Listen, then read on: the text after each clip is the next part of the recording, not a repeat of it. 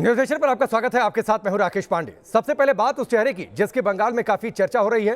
फुरफुरा शरीफ के पीरजादा अब्बास सिद्दीकी ने news nation से एक्सक्लूसिव बातचीत की है। अब्बास सिद्दीकी ने यह दावा किया है कि कांग्रेस से उनकी पार्टी का गठबंधन हो चुका है। भड़काऊ बयानों पर भी हमने सवाल किया, उस पर सिद्दीकी ने सफाई दी और कहा कि मेरे वीडियो को तोड़ मरोड़ कर पेश किया गया।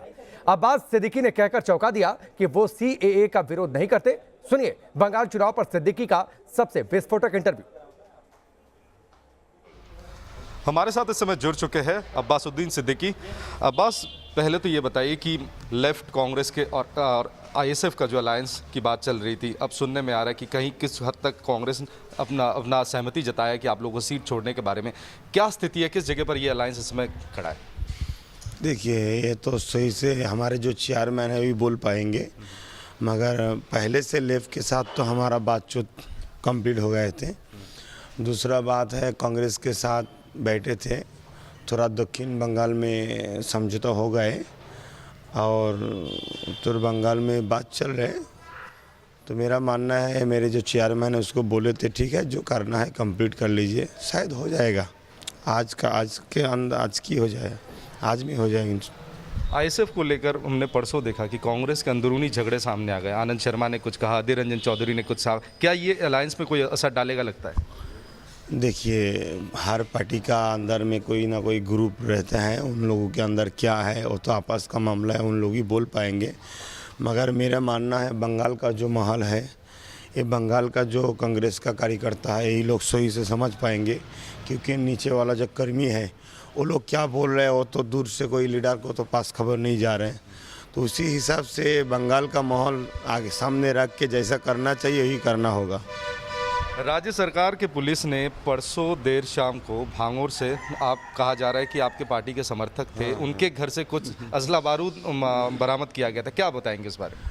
देखिए, हम रात में तो घर में चले गए, सुबह आके देखें यहाँ पूरा पुलिस का भीड़ हुआ है, उस जगह से बहुत बम निकल रहे हैं। तो शायद हमको ही पुलिस पकड़ेंगे, मगर जब विचार होगा, सही से विचार होगा, तब मालूम हो जाएगा ये दूसरी ने साजिश की है। जब घर का लड़का ब्रिगेड में है तो घर के अंदर तो बम हो सकता है, और जिसने जाके पुलिस को इन्फॉर्मेशन किया उसी को मालूम हुआ। और कब से हम बोल रहे जी वहाँ एक गैंग बना हुआ है जो समाज विरोधी काम कर रहा है, कभी तो पुलिस नहीं जाके तलाशी किए। एक मरतबा बोल दिया, फौरन गया और बम मिल गया। शायद इससे अंदर कुछ सजी हुआ एक नाटक है, राजनीतिक साजिश।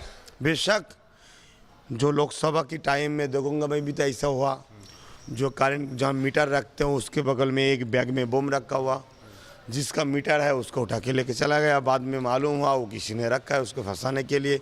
ये भी एक साजिश है। दूसरा बात है, वो आईएसएफ का है या नहीं, अभी तो खबर हमारे पास नहीं है, मगर मेरा मानना है वो एक बेकसूर लड़का है। वो तो ब्रिगेड में गए थे, वो तो प्रोग्राम में गए थे, उसके घर में कोई नहीं थे लड़का, तो उसी टाइम किसी ने रख दिया। और भांगोड़ में कैनिंग में तो बहुत दिन से चले आ रहे, जो निरीह जो बेकसूर है उनके ऊपर अत्याचार जुल्म कर रहे। अभी इन लोगों ने एक इरादा किया, उसको बम और पिस्तल उसके घर में कुछ चीज़ चार, वो पहले दिन से बोल के आ रहे, वोट के टाइम तुम लोगों को ऐसा झूठा केस में फंसा के जेल में घुसा देंगे, तुम क्या कर लोगो, तुम तो जेल में रहोगे, वोट कौन करेगा।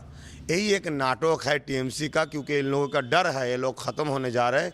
इस चीज़ के सिवा उन लोगों को कोई काम नहीं। और प्रशासन, देखिए, उनके ऊपर तो हमारा कोई हुक्म जारी करना है हम गलत समझते हैं, फिर भी हम बोलेंगे इंसान के नाते ज़रा सोच समझ के चलिए, नहीं ये जो दोस्ती है, दोस्ती एक दिन टूट जाएगा। अब्बास, 2011 में फुरफुरा शरीफ ने एक बहुत अहम किरदार निभाया था पश्चिम बंगाल में ममता बनर्जी को लाने में। अब देखने को मिल रहा है कि पश्चिम बंगाल में की मुख्यमंत्री ममता बनर्जी, उनकी पार्टी कहीं ना कहीं अब आपके चाचा जान जो तोहा सिद्दीकी, उनके तरफ झुक रहे, मुस्लिम वोट बैंक को अपने पाले करने के लिए। क्या ये कोई असर डाल सकता है? देखिए, मेरा मानना है वो मेरा चाचा है, बुजुर्ग है, वो चप्पल खुल के हमको मार सकते क्योंकि लड़का है। हम तो खुल के उसको नहीं मार सकते क्योंकि हम उसका लड़का है। तो फिर भी मेरा मानना है, मेरे चाचा के बारे में तो हम कुछ नहीं बोलते हैं। मेरे चाचा को पसंद है टीएमसी, इसीलिए चाचा टीएमसी कर रहे हैं। मेरे पसंद है, मैं किसी के पीछे नहीं जाएंगे, मैं खुद एक पार्टी बना लेंगे, जो पिछड़ा हुआ आदमी है सबको उस पार्टी में लेके आएंगे, सब समान बराबर अधिकार देंगे, सब एक साथ मिल के चलेंगे। ये काम हम कम रह कर इंसान को जिसको पसंद है उसी के साथ जाएंगे, हार जीत तो होना है, इंसान जिसको पसंद है उसी के पास जाएंगे, मगर मेरा पास कौन है तो हमको जानना ज़रूरी है। आखिरी सवाल आपसे, विरोधी कुछ पार्टियों की तरफ से आपके पुराने कुछ वीडियोस को सामने रखा जा रहा है, अजमल को लेकर कहा गया था, कोरोना को लेकर आपने जो बयान रखा था, क्या कहेंगे? आज उस समय आप धार्मिक एक गुरु थे, अब आप राजनीतिक नेता भी हैं, क्या कहेंगे उन्हें? नहीं, अभी भी हम धार्मिक गुरु हूँ और तब भी राजनीति के बारे में सोचना हमारे अधिकार है, आज भी अधिकार है। और अजमल के बारे में बोल रहे, ऐसा कोई हमारे तकरीर में नहीं है, ये हमको सही से मालूम है। और ये भी अजमल के बारे में हमने बोला जे यही मुसलमान है जो अजमल को बम्बई की कब्रिस्तान में दफन करने नहीं दिया, क्योंकि अजमल हमारे देश के साथ गद्दारी किए थे। यही हमारा ईमान है, देश को हम इतना प्यार करते हैं। दूसरा, कोरोना के बाद में जो एक बोला था ऐसा कोरोना आ जाइए, ख़त्म होने जाए, ये सब एक साजिश है, हमारे आवाज़ को तोड़ मोड़ के कटिंग करके हमको बहुत दिन से फंसाने की कोशिश कर रहे हैं, क्योंकि खुदा का ये रहमत है, बहुत दिन से हमको बहुत लोग चाहते हैं। ये जो हमारा आदमी लोग चाहते हैं, हम जहाँ जाते हैं लाखों लोग का भीड़ होता है, हम चले जाते सब भाग जाते हैं, इससे कुछ लोगों का चढ़बड़ा होते हैं।